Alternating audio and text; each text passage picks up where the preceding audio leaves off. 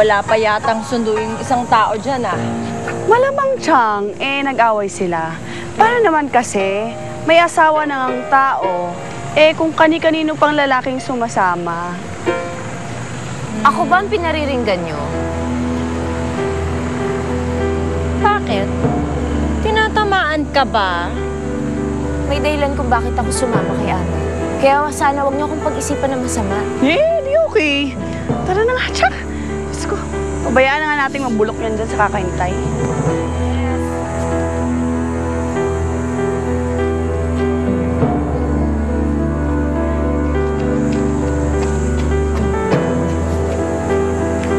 Ahmed, bakit ka pa nagpunta dito?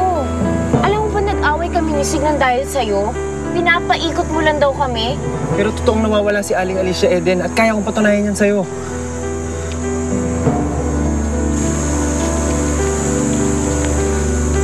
Sulat ko to kay Inay, ah. Isa yan sa mga dala ni Aling Alicia nung lumuwas kami ng Maynila. Yung mga ibang gamit niya nasa akin pa.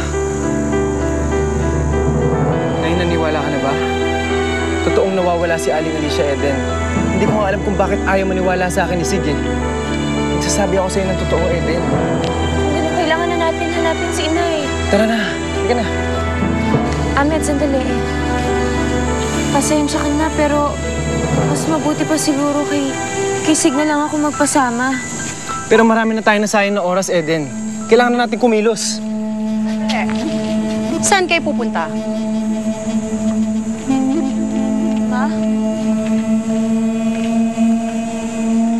Ma, si Inay po nawawala po siya.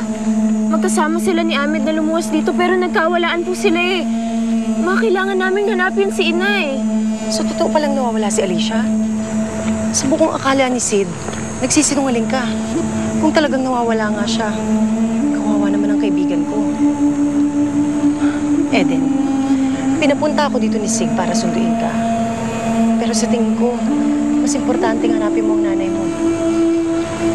Bakit hindi mo siya tawagan magpaalam ka? Sige na, tumawag sa kanya.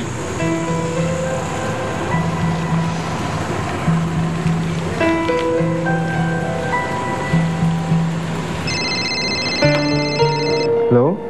Sig, magpapaalam lang sana ako sa'yo. Kasi nandito si Ahmed ngayon. Hanapin lang sana namin si Inay. At saka may dala siyang katibayan na siya nga ang huling kasama ni Inay. Ano? Ano ka ba naman, Eden? Pinagtalunan lang natin to kagabi. Nagpa-auto ka na naman dyan. Pero nagsasabi siya ng totoo. Dala niya ang sulat ko kay Inay at yun ang nagpapatunay na magkasama nga sila. Anong klaseng pagpapatunay yun? Pwede naman ninakaw lang niya yung sulat. Tigilan mo yung pagsama-sama sa lalaki yan, ha? Hindi ka sasama sa kanya. Sig!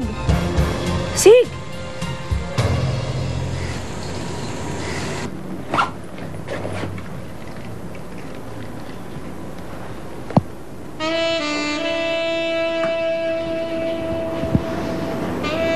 Kanina ka pa nandyan? Medyo. Ifa-follow up ko lang yung quotations. Kailangan ko na. Sige, I'll be ready in an hour. Bakit hindi na kita tulungan? Hindi na. Ako na bahala dito. Alam mo, Sig, kilala kita. Hindi ka makaka-focus pag bad trip ka.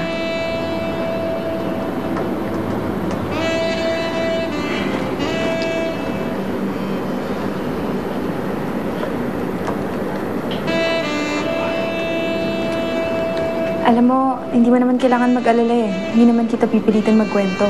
Tutulungan lang talaga kita kasi kailangan na natin ibigay yan.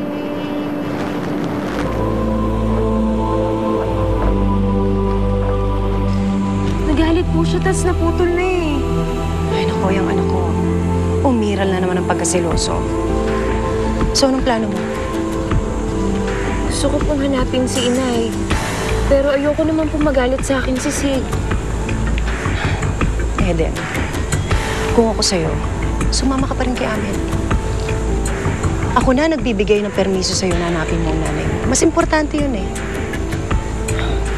Kahit na sa ganitong pamamaraan man lang, makabawi ako sa mga atraso ko sa pamilya mo. Isa pa, gagawa ako ng paraan para makatulog sa paghahanap ng nanay mo. Maraming salamat po, Mama. Sige na. Sige na, umalis na kayo. Hanapin mo ang nanay mo. Kayo na pong bahala kay Sig. Ako nang bahala. Sige.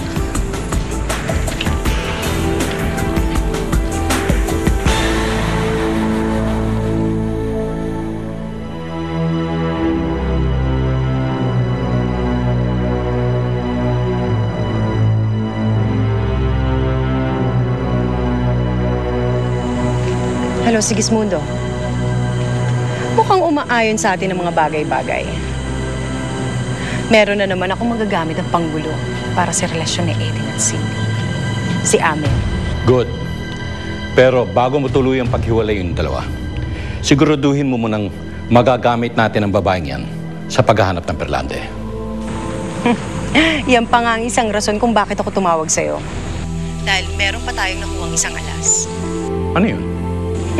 Hindi ano yun ang tanong. Sino? Si Alicia.